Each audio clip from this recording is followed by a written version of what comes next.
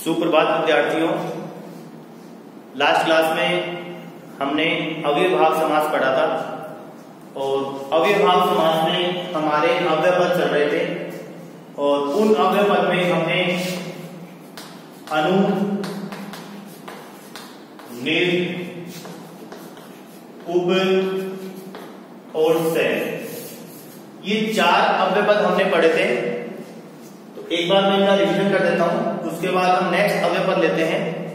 देखिए अनु, अनु का अर्थ होता है पश्चात अथवा योग्यम। आपको बताया था समास विग्रह कैसे करना है। सबसे पहले उत्तर पद में आवश्यक विभक्ति, आवश्यक अनु में कौन सी लगेगी? षष्ठी विभक्ति का प्रयोग होगा।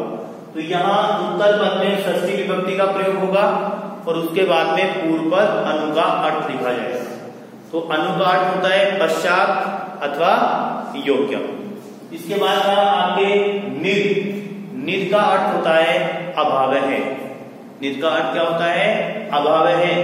और उत्तर पद में षष्ठी विभक्ति का प्रयोग किया जाता है। इसके बाद उप, उप का अर्थ होता है समीपम। उप का अर्थ होता है समीपम और उत्तर पद में षष्ठी विभक्ति का प्रयोग किया जाता है। देखिए तीनों को आपको ध्यान रखना है, अनु, निर, उप, क्योंकि तीनों अव्यय पद ऐसे हैं जिनमें षष्ठी विभक्ति का प्रयोग किया जाता है। इसके बाद आपने पढ़ा था से, और से में मैंने बताया था तृतीय विभक्ति का प्रयोग किया जाता है और से का अर्थ होता है सहितम। से का अर्थ होता है सहितम। तो अनु का अर्थ पश्चात अथवा योग्यम, निर का अर्थ होता है अभावः है, उप का अर्थ होता है समीपम और से का अर्थ होता है सहितम। अनु, निर, उप, षष्ठी विभक्ति का प्रयोग। अनु, निर, उप, षष्ठी विभक्ति का प्रयोग और से में होता है तृतीय विभक्ति का प्रयोग। तो ये चार अव्यय पद हमने पढ़े थे। नेक्स्ट अव्यय पद आज हम लेते हैं और नेक्स्ट अव्यय पद आपके हैं यथा। और यथा का अर्थ होता है अंतिक्रम में।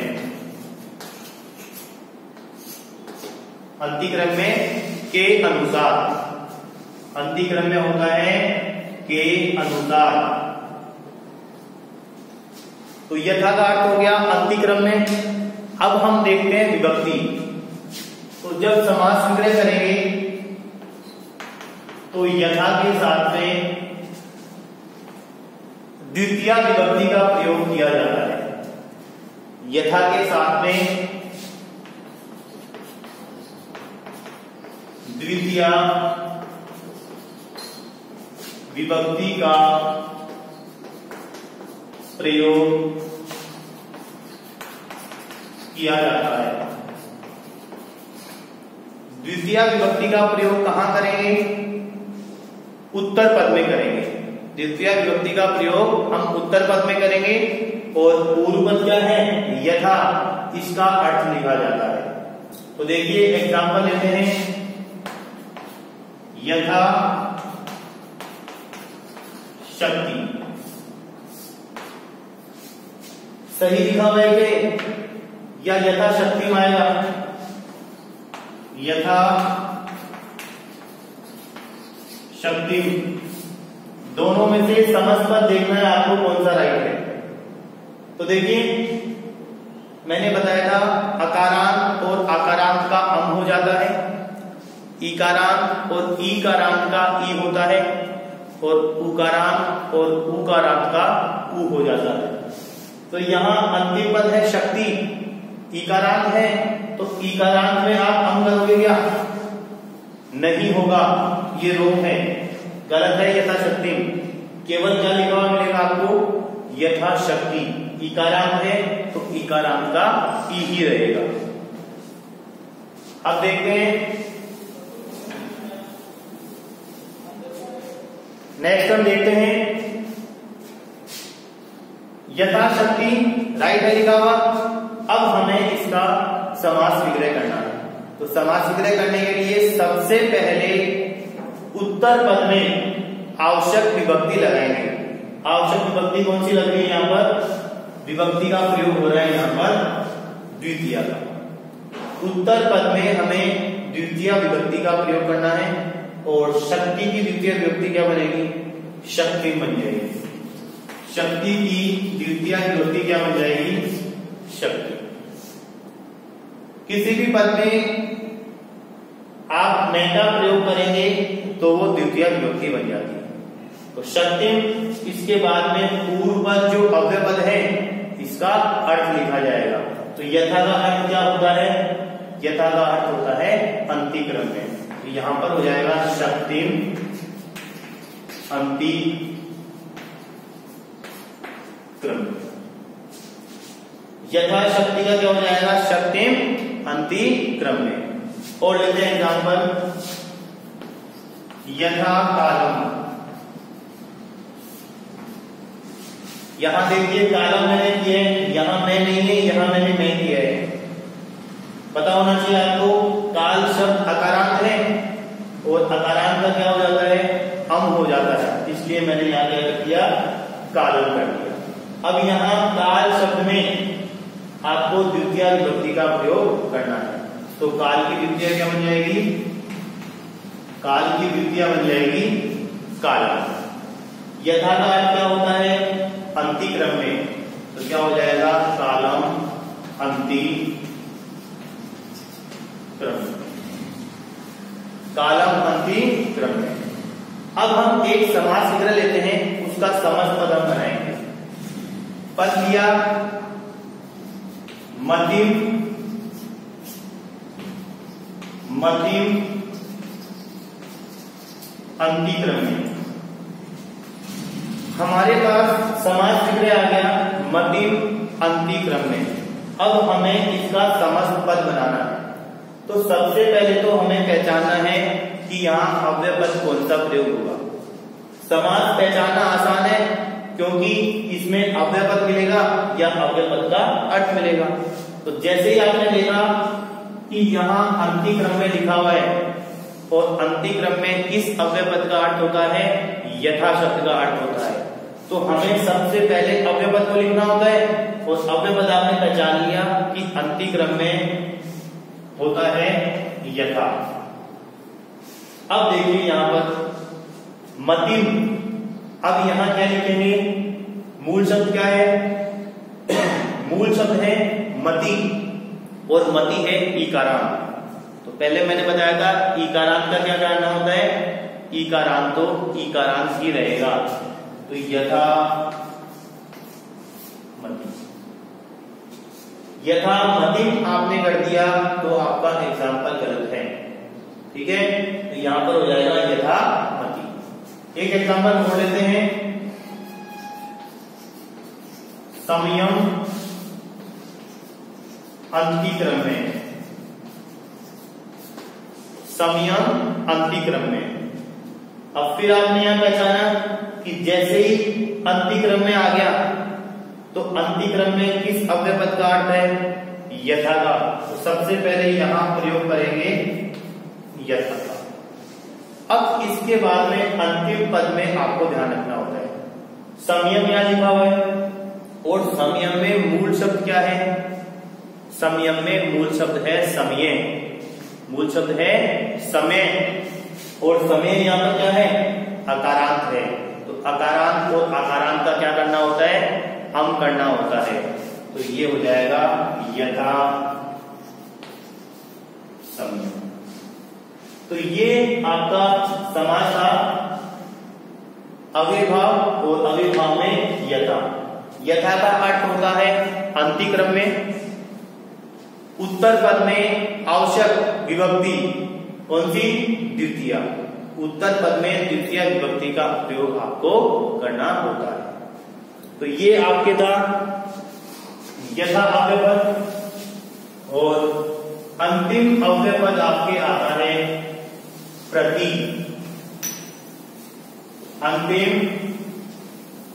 अंतिम अव्यय पद आपके आएगा प्रति।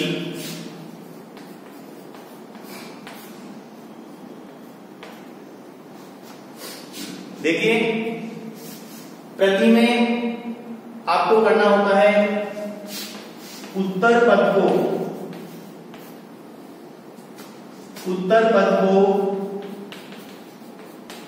2 बार लिखा जाता है।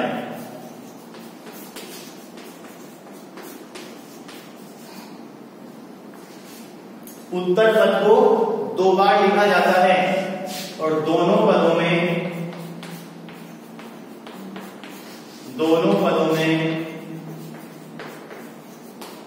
द्वितीय विभक्ति का प्रयोग किया जाता है।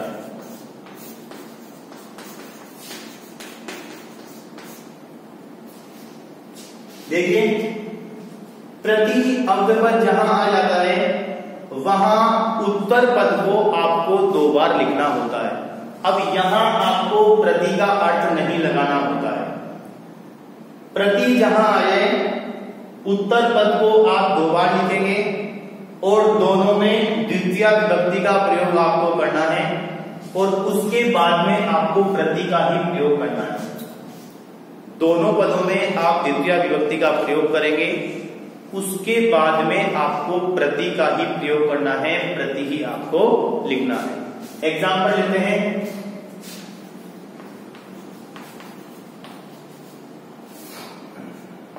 प्रत्येकम। अब देखिए यहां अब ये नहीं देखना है कि यहां तो प्रति है ही नहीं, यहां तो प्रति है ही नहीं, जबकि पता होना चाहिए यहां पर संधि हो गई प्रति प्लस एकम प्रत्येकम यण संधि हो गई। तो यहां 2 शब्द कौन से हैं? एक तो यहां पर है प्रति और एक यहां पर है एकम। इन दोनों से मिलकर क्या बन गया? प्रत्येकम। तो यहां उत्तर पद क्या हो गया? उत्तर पद यहां हो गया एकम। उत्तर पद क्या हो गया? एकम। तो यहां उत्तर पद को हमें 2 बार लिखना होता है। देखिए दोनों में विभक्ति लगाएंगे द्वितीय, और द्वितीय क्या बनेगी? एकम ही बनेगी। एकम एकम प्रति, एकम एकम प्रति। उत्तर पद में दोनों में द्वितीय विभक्ति का प्रयोग और इन दोनों के बाद में हमें प्रति का ही प्रयोग करना होता है। तो ये प्रत्येकम का समास संग्रह हो गया एकम एकम प्रति। और लेते हैं एग्जांपल।